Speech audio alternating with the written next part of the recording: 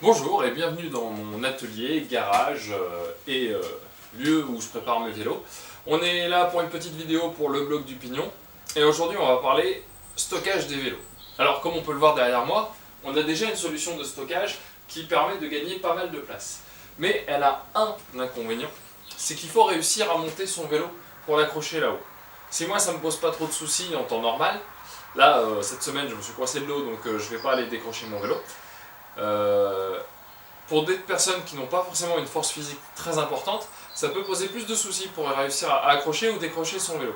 Alors, je pense notamment à ma compagne qui, lorsqu'elle a envie de partir faire juste une petite course à vélo, elle ne va pas s'amuser à décrocher toute seule son vélo.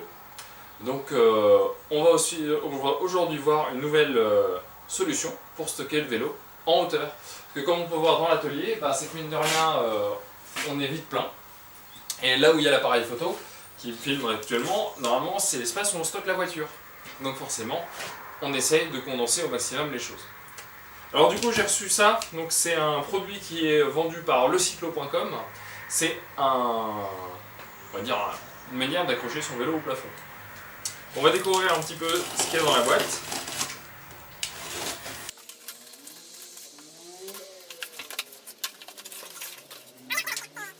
On a toujours le petit autocollant rétro-réfléchissant qui est assez sympathique à mettre sur un sac. C'est toujours pratique à utiliser. Et on a surtout donc notre système pour attacher le vélo. Donc on a un système avec deux poulies pour accrocher les bouts du vélo, une sangle, de quoi fixer l'ensemble, une tige de métal, on verra pour ça à quoi elle sert plus tard, la corde, et les autres poulies à fixer au plafond. Bon je vais voir comment on accroche tout ça et puis on va se retrouver pour la suite de la vidéo à accrocher tout ça.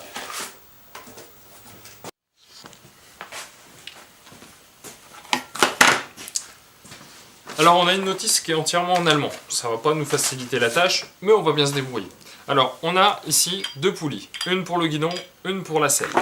On a le support qui va se mettre au mur pour simplement retenir la corde en bas. Et on a ensuite les deux supports qui vont se fixer au plafond et les poulies qui vont se mettre sur les supports de plafond. On a tout ce qui est vis, écrou, boulon, rondelle pour nous aider à fixer tout ça. Alors le seul point c'est qu'il faut mettre les poulies justement à la distance égale entre la selle et le guidon. Et on va mettre les supports de plafond suffisamment loin du mur pour éviter que les roues ne touchent à l'avant ou à l'arrière selon le sens dans lequel on met le vélo. Dans mon cas, on va simplement tout positionner à 70 cm du bord et je vais mettre 70 cm de distance entre les deux poulies.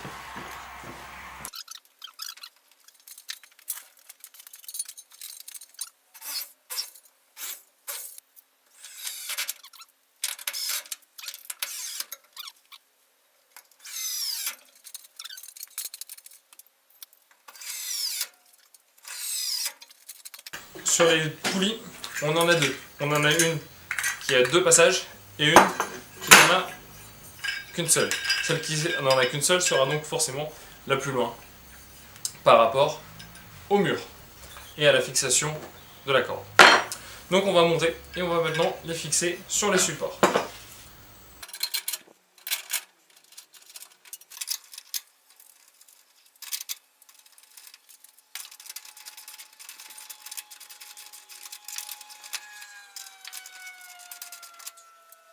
Maintenant il va falloir accrocher les poulies avec la corde. On n'a qu'une seule corde, elle est relativement longue, donc on peut imaginer qu'on peut la couper en deux. Dans mon cas je vais utiliser chacun des deux bouts pour les passer dans l'une et l'autre des poulies. Puis on verra après s'il y a besoin de la couper ou pas. Donc maintenant il faut passer le brin dans la poulie, dans la deuxième poulie, et l'accrocher au plafond pour que ça tienne là-haut. Donc il va falloir surtout faire un bon nœud là-haut pour pas que ça se décroche. Bon c'est parti.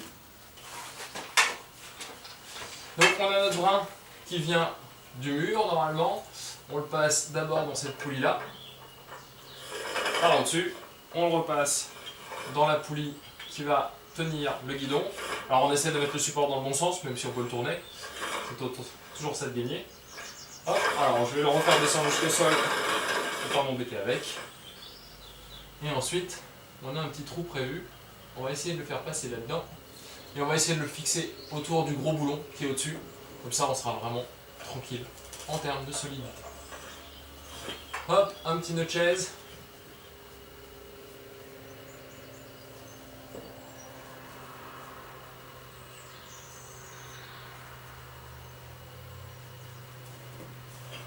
Et ça, c'est du nœud qui ne bougera plus jamais.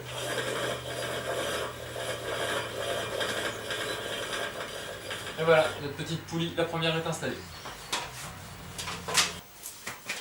On va maintenant installer la deuxième poulie. Sauf que comme on est parti du même brin, il faut que le premier brin, afin d'éviter que la corde ne soit un peu partout, on le passe bien dans l'une des deux poulies et on le passe dans le système qui va lui permettre d'être bloqué.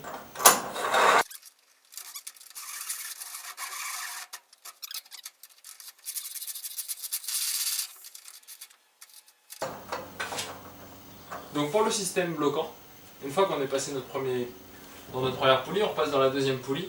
On va passer sous ce petit élément qui va nous bloquer ensuite et dans le trou. Donc là on a notre premier brin qui est bien, qui se coince à partir du moment où il y a un petit peu de poids dessus.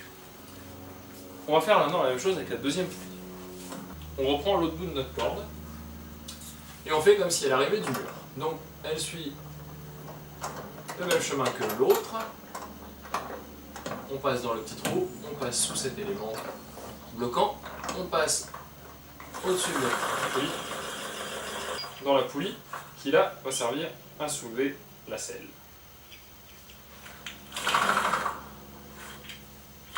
Je vais la redescendre au sol pour ne pas être embêté. Et on fait pareil. On le repasse dans le petit trou qui est en dessous.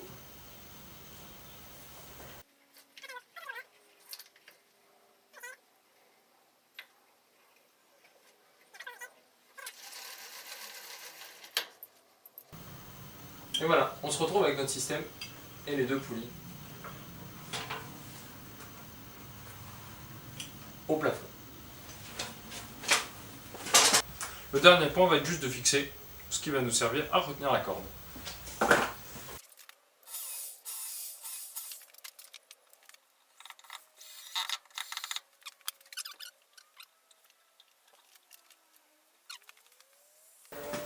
Et pour le petit film, j'ai fait l'effort de descendre mon vieux vélo.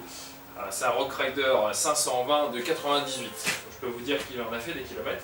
Il est toujours en super bêta, même si j'ai dû remplacer quelques pièces. Alors, on va le tester tout simplement. On a du coup notre crochet à l'avant. Alors si nous c'est le poser contre soi, on a le crochet à l'avant. Et on va mettre à l'arrière le crochet derrière la selle. Et puis une fois qu'on a mis ces deux trucs là, il n'y a plus qu'à monter. Bon, dans mon cas, il y a toujours des petits trucs qui dépassent, des planches de bois, un établi.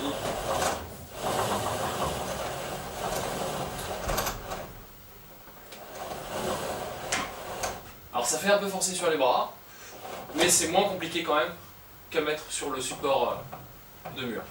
Voilà, et une fois que vous relâchez, le poids du vélo fait que la corde se bloque. Donc là, il n'y a plus qu'à la ranger sur le mur. Pour descendre le vélo, rien de plus simple, il faut simplement faire que la corde soit décoincée. Donc pour la décoincer, on va la tirer vers l'avant et on va la faire redescendre tout doucement. Et dès qu'on veut bloquer le vélo, on repasse à l'arrière et le tour est joué. Allez, on va remonter là-haut. Allez, il va y rester un petit moment. On bloque. On n'a même pas besoin d'accrocher la corde. Le poids du vélo suffit à s'auto-bloquer. Bon allez, par sécurité, on va l'accrocher quand même. Hop, deux petites boucles de marin, et on n'en parle plus.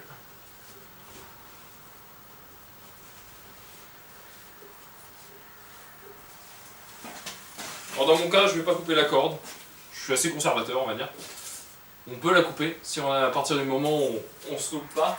Il faut bien la couper quand les crochets sont en bas, pour ne pas se retrouver avec trop court de corde. Donc finalement, une notice en allemand, ça ne nous a pas arrêté pour réussir à le monter.